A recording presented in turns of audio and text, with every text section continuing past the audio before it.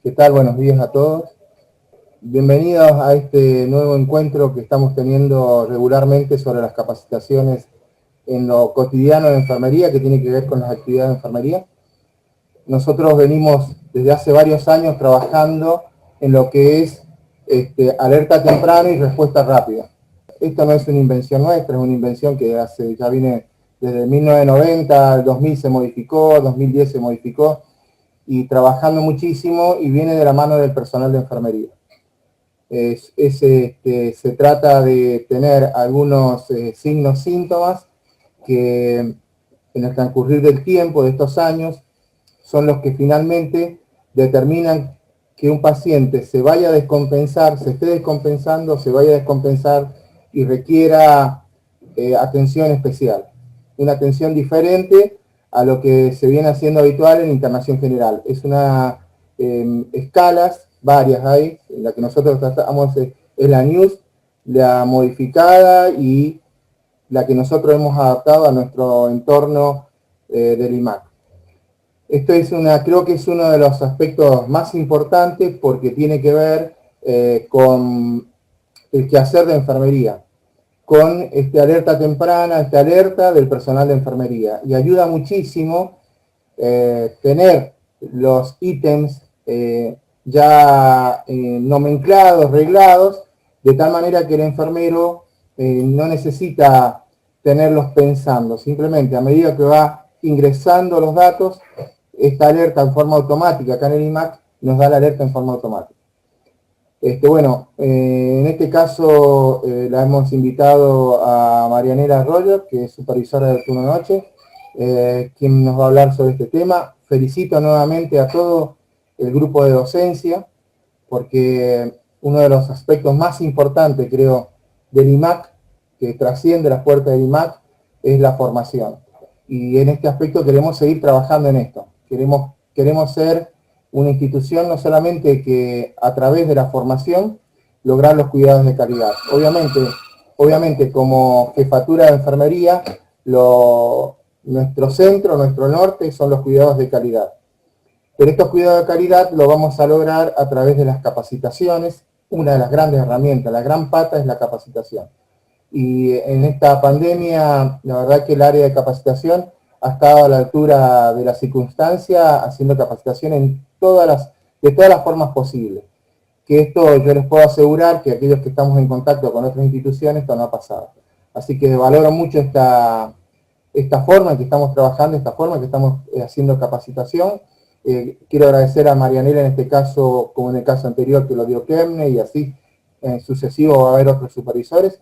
Agradecer la participación y bueno, aprovechen y pregunten y tratemos de ponerlo en práctica lo más pronto posible, mejorar lo que estamos haciendo. Gracias y bueno, buen día. Sí. Buenas tardes a todos. Vamos a hablar hoy del sistema de alerta temprana.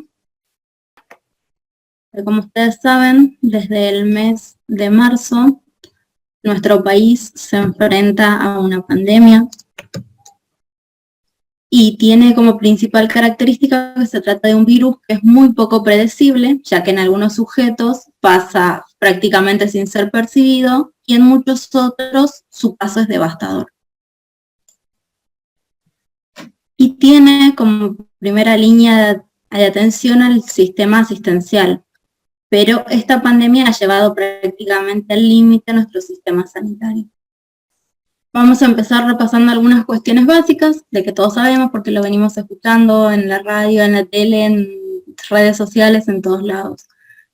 El medio de transmisión del SARS-CoV-2 es a través de la vía respiratoria principalmente, o sea que se disemina al hablar, toser, estornudar cuando estamos con una persona en contacto estrecho a menos de 2 metros, y esta tiene contacto con las mucosas, ya sea ojos, nariz o boca.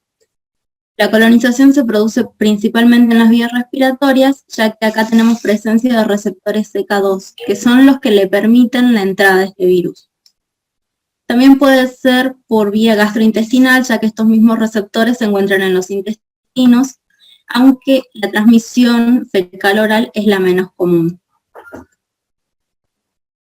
Una vez que ha sido colonizado el huésped, las manifestaciones clínicas se pueden dar en 4 etapas. Puede ser leve o asintomático, moderado, con síntomas leves pero sin disnea, o con los síntomas que ya todos conocemos, fiebre, dolor muscular, cefalea, y además se le suma la dificultad respiratoria. Y finalmente el paciente crítico, que ya ha llegado a la etapa con una hiperinflamación y puede derivar en un shock septic.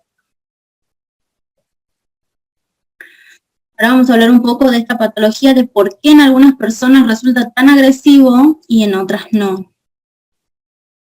Para empezar vamos a ver un alveolo normal. Esto sería el alveolo, este sería el espacio entre el capilar y el alveolo. Por medio de esta membrana se va a producir el intercambio gaseoso por la difusión. Y en una estructura normal tendríamos acá los neumocitos tipo 1, que son los encargados de producir este intercambio gaseoso. Los neumocitos tipo 2, que son los que secretan esto que vemos acá en amarillo, es el líquido surfractante, que es un líquido tensioactivo que tiene como función mantener al alveolo abierto, aún en la expiración. Y acá tenemos un macrófago alveolar que serían los componentes principales. Y todo esto que vemos acá en gris es el espacio que tiene el alveolo para el aire. Ahora bien, cuando el COVID ingresa a la vía aérea, lo primero que hace es acercarse acá, al neumocito tipo 2, que tiene su receptor EK2, que es el que le permite el ingreso, es con el que se identifica y se une.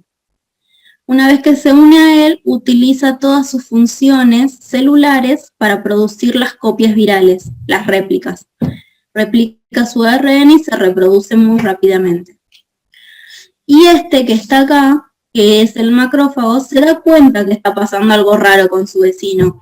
Entonces lo que intenta es fagocitarlo, que es su función principal, y empieza a llamar a cada vez más macrófagos, más linfocitos, activa todo el sistema inmune.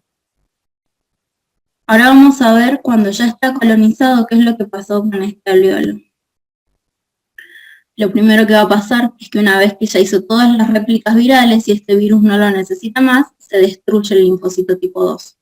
Por tanto, este alveolo perdió todo el líquido tensioactivo, el líquido surfractante que le permitía estar abierto, o sea que este alveolo va a ser muy propenso a colapsar. Los neumocitos tipo 1 han quedado aislados y han perdido su capacidad de realizar el intercambio gaseoso. Y acá, en este espacio que teníamos, que solamente era atravesado por los gases, se han ubicado las interleucinas 8, que son las que produjo este macrófago. Este macrófago produjo varias alertas. Una sería la interleucina 2, que viajó directamente al hipotálamo y generó hipertermia. La interleucina 6, que es la que activa la fase aguda. La interleucina 8, que la vemos acá, que se dedica a llamar a más macrófagos, a más linfocitos T. Y al juntarse tantos acá, lo que producen es un exudado. Y como esta membrana ya cambió, porque ahora tiene otra función, permite el paso de células más grandes.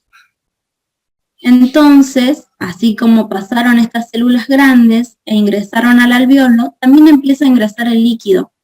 Y como verán acá ya no es más gris, ya no tiene más aire, lo que tiene es una gran cantidad de líquido, que es lo que nosotros escuchamos todos los días cuando entra un paciente que dice, ni salió la plaquita, está infiltrada, es esto. Es el alveolo lleno de líquido, es la plaquita infiltrada. Como verán, este alveolo va a colapsar, no hay más lugar para el intercambio gaseoso, es muy probable que este paciente curse con disnea. Este paciente va a tener una tos seca, porque los mocos, la expectoración se generan acá en las vías altas. Y este paciente lo que tiene en sus alveolos es agua, y por más que tenga tosa y tosa todo el día, no va a lograr mover. Esta agua no va a subir a vías altas y no la va a poder sacar. También van a ingresar otras moléculas grandes como son los glóbulos rojos, que se produce esta microcoagulación. Y finalmente tenemos acá a los interferones, que estos son los que van a activar una cascada inflamatoria. Esto básicamente es lo que hace la respuesta inflamatoria exagerada, que hace que esto se llene de líquido, que se inflamen los pulmones, y como es una respuesta tan exagerada, ya no solamente va a estar a nivel pulmonar, sino que va a ir a cualquier lugar donde encuentres receptores CK2, que puede ser a nivel intestinal, riñones, hemos visto muchos pacientes que terminaron dializando, hígado, e incluso el sistema nervioso central, porque aquellos pacientes que cursan con discusia o digesia es porque justamente ingresó al sistema nervioso central. Y ahora imagínense, esta misma respuesta inflamatoria exagerada, dada a nivel del sistema nervioso central, causa una encefalitis. Por eso es que tiene tantos matices y es tan distinto. Y ahora ustedes me dirán, ¿para qué quiero saber yo todo esto? Porque que tiene que ver con el sistema de alerta temprana. Es que nosotros no podemos observar lo que está pasando dentro del paciente y a la velocidad que está juntando ese líquido y lo mal que se va a poner. Pero sí podemos ver todas las pautas de alarma que nos está dando. Si este paciente se encuentra agitado, empezó con una frecuencia respiratoria muy alta, está con esa tos seca que no para, tenemos una hipertermia que no se controla, tenía 38, le dimos paracetamol y subió a 39, no cede con nada. Todo eso nos tiene que ir alarmando y tenemos que pensar en qué por dentro está pasando esto. Ahora lo vamos a ver en las fases de la enfermedad. Las fases del COVID se dividen en tres principales, que una es la estadio de infección temprana, donde acá se produce la réplica viral que hablábamos. Cuando coloniza y empieza a multiplicarse rápidamente, es acá. Y absolutamente todos los pacientes atraviesan esta fase, que se da desde el día 0 del contacto al día 7. Posteriormente tenemos la fase 2, que es la fase pulmonar, cuando ya se instaló. Y se divide en dos, la fase 2A y la fase 2B.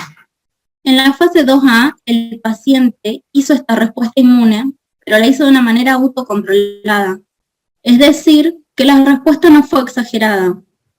Entonces, este paciente va a cursar asintomático, va a generar IgM, IgG, va a tener su respuesta inmune y pasa desapercibido. La cuestión está acá en la fase 2B, cuando el paciente cursa con síntomas y empieza con disnea, porque acá se empezó a generar la respuesta inflamatoria exagerada. Y acá es donde nosotros debemos prestar atención a nuestra valoración, porque acá se va a producir el deterioro clínico. Y nosotros tenemos que resguardar, como en general estos son los pacientes que nos llegan a nosotros, que no lleguen a esta fase 3, que es con la fase hiperinflamatoria, en la cual los interferones han provocado la famosa tormenta de citoquinas, causando una respuesta exagerada que se extiende más allá de los pulmones. Ahora, ¿cómo podemos hacer para detectar el deterioro clínico de un paciente? En el sistema de salud y desde que empezamos a estudiar nos han enseñado infinidades de escalas existen. Existe escala de valoración del dolor, la escala numérica, existe la valoración de Glasgow, existe en el recién nacido la escala de Apgar y diferentes tipos de escalas que habremos visto a lo largo de nuestra carrera. Pero hoy nos vamos a centrar en aquellas escalas que sirven para predecir el deterioro clínico. Estas escalas se han venido trabajando desde los años 90 más o menos. La escala de ROX, que predice la hipoxemia, la falla respiratoria. La escala de BAT, que mide el deterioro clínico en los pacientes oncológicos. La escala de MEUS, que fue la predecesora del NEWS. Y la escala PAR. La MEUS, determinaba el deterioro clínico y el ingreso a la unidad de cuidados críticos. Y la PAR predecía los pacientes que iban a tener paro cardiorrespiratorio. En Estados Unidos se les ocurre usarlas juntas, combinarlas, y ahí se logra un 70% de predicción. Pero sería mucho más adelante cuando llegan las escalas de NEWS, que es la National Early Warning Score, que nace en Inglaterra, y quien la sigue, la NEWS 2. NEWS es una escala, como les dije, se presenta en Inglaterra en el año 2012, creada por el equipo de RCP, que combina patrones tanto fisiológicos como el estado de conciencia, y demuestra ser efectiva para predecir el empeoramiento clínico tanto en los cuidados públicos, privados, y lo que hace es reducir el ingreso a cuidados críticos. Y en todos los lugares donde se la aprobó resultó ser altamente efectiva. Ahora, en 2017 presentan la NEWS 2, que es la nueva escala. ¿Y por qué esta toma tanta relevancia ahora en el 2020? Ahora es como la escala estrella. Todo el mundo habla de esto. ¿Por qué? Porque le sumó acá la saturación de oxígeno y la suplementación de oxígeno. Esto quiere decir que estamos frente a un virus que lo que hace es atacar principalmente el sistema respiratorio, que le deteriora rápidamente, y esta escala nos sirve de signos de alarma justamente con la frecuencia respiratoria, con la saturación de oxígeno y con la implicancia de que si es con aporte o sin aporte, porque un paciente puede pasar de estar sin aporte de oxígeno a estar con aporte en muy poco tiempo. Ahora, ¿ustedes generalmente usan escalas de valoración todos los días cuando ingresan a las salas, cuando atienden a sus pacientes? ¿Usan escalas? Y particularmente, ¿alguna vez usaron la escala de NEWS? ¿La conocían antes de todo esto? Yo les aseguro que sí la conocían y que sí la usaban. Porque cuando ustedes ingresan a su evolución, se encuentran seguramente con esto. En el sistema del IMAC tenemos incorporada la escala de NEWS desde hace bastante tiempo y la tenemos en dos presentaciones diferentes. Una es esta, que es el score de un solo indicador que aparece en la evolución de enfermería, y la segunda es el score ponderado que está vinculado al balance. Y justamente lo que hoy nos convoca acá es que se realizaron las modificaciones pertinentes al COVID, que es la escala NEWS 2. Acá nos presenta valores máximos y valores mínimos. Son valores que tendrían que alertarnos de inmediato. Por ejemplo, una frecuencia cardíaca menor a 40 o mayor a 130. La presión arterial menor a 90, estamos hablando de una hipotensión. Y vamos a poner el foco acá en la respiración. Si tiene dificultad para hablar, yo lo noto agitado. Veo que está utilizando músculos accesorios, aleteo nasal. La frecuencia respiratoria se fue a más de 30 por minuto. Y acá nos habla de la saturación de oxígeno sin aporte. O sea, yo entré, lo controlé y el paciente sin aporte estaba en 90, 92. Yo inmediatamente tomo las acciones que corresponden a enfermería. Le voy a poner una canulita, lo voy a sentar y demás. Hasta que completo esto y doy el aviso al equipo interdisciplinario para las demás acciones. También tenemos la escala de Glasgow, el delirio, la agitación, el dolor no controlado, que puede también alterar cualquiera de estos otros valores, y las convulsiones. Ahora vamos a trabajar con un ejemplo, que supongamos yo ingresé a mi guardia, voy a ver a mi paciente, realizo el control de los signos vitales, y me encuentro con estos valores. Acá ustedes me dirían, ¿y qué tengo que marcar yo cuando me encuentro con esto? Tengo tensión arterial de 120/80, frecuencia cardíaca 140, respiratoria 32, saturación sin aporte de oxígeno 92, Glasgow 8/15, dolor 9/10. Y acá vamos a marcar todo lo que encontramos alterado.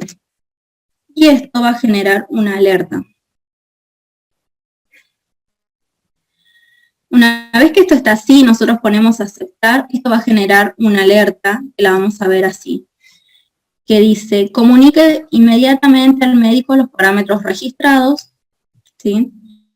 Pero cabe destacar que esta esta alerta que se generó no reemplaza el llamado telefónico, porque si bien esta alerta se genera en el sistema del médico, puede ser que el médico esté en una habitación con un paciente, puede ser que esté hablando por teléfono y dando el parte telefónico, o puede ser simplemente que no tenga abierto el sistema.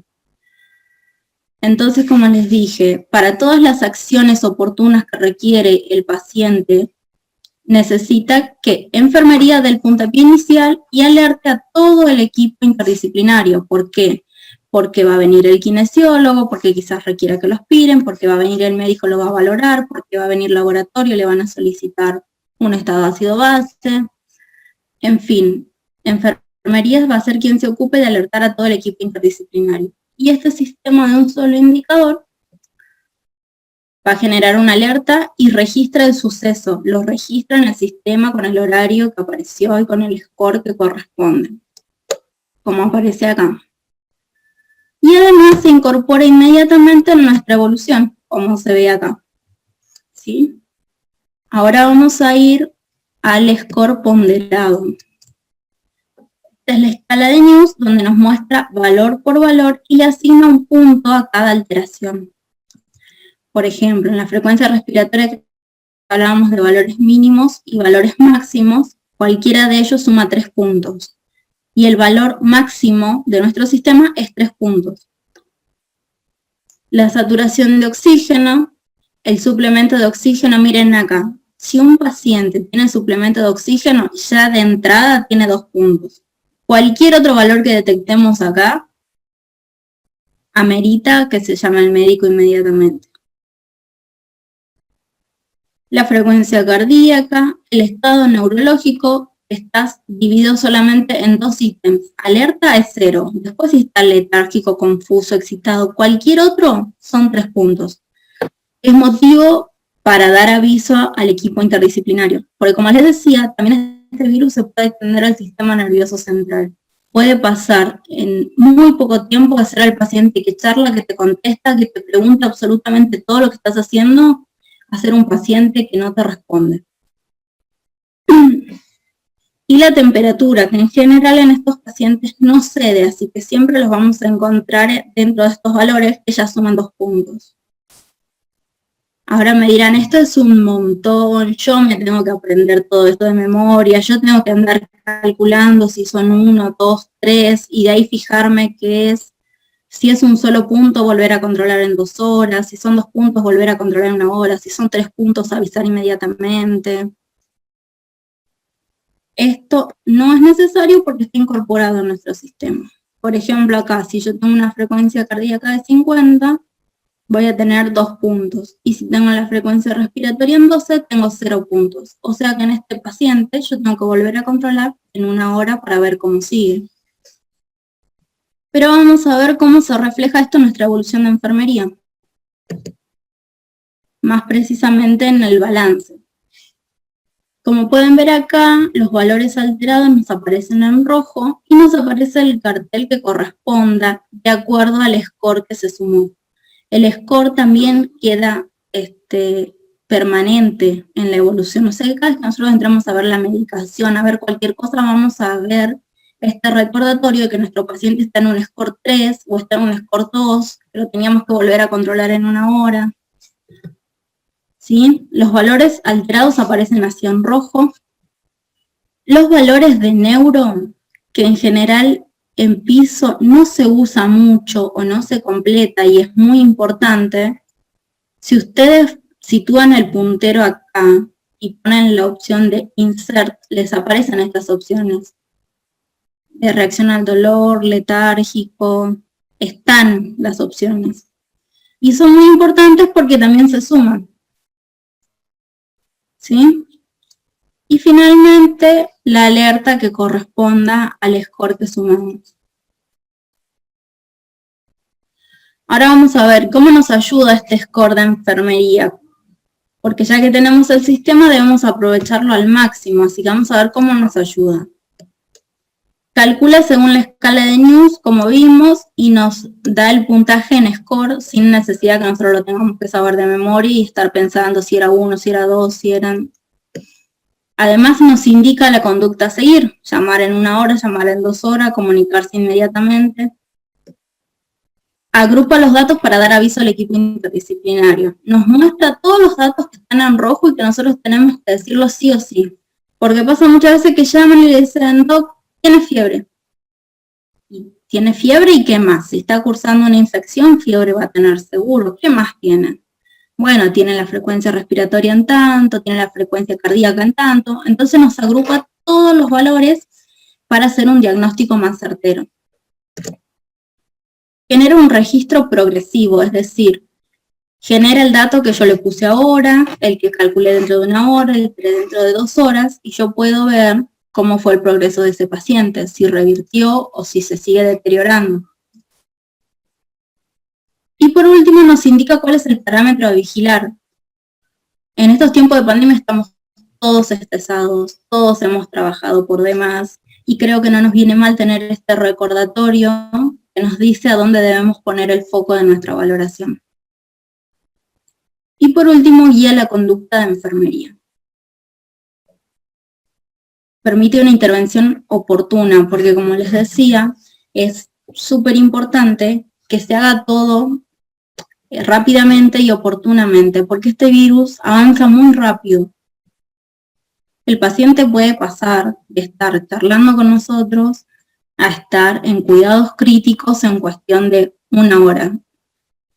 Y les cuento un caso que nos pasó la guardia anterior en el turno noche, un paciente adulto joven, lúcido, se ingresa alrededor de las 9 de la noche, controles vitales todos normales, el señor charlando, conversando, comunicándose con su familia telefónicamente, deambulaba, se manejaba solo. Alrededor de las 11 de la noche nos llama para decirnos que tenía mucho frío. Llama por teléfono para decir que él tenía frío. Y la enfermera que lo atiende lo siente que estaba agitado. Entonces decide con este signo de alarma de que el señor de repente estaba hablando muy bien hace un rato y ahora la llama y lo escucha un poco agitado, un poco distinto, ingresa y se da con que este paciente tenía 35 de frecuencia respiratoria. El valor que tenía inicialmente se había multiplicado.